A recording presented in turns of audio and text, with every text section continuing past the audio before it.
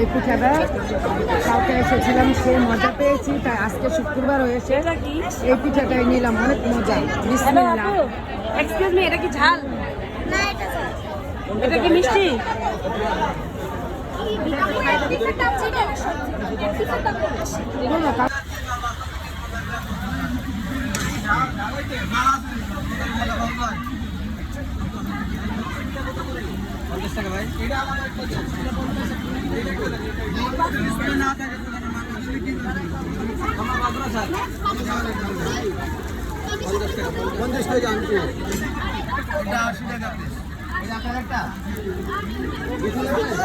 নারিকেল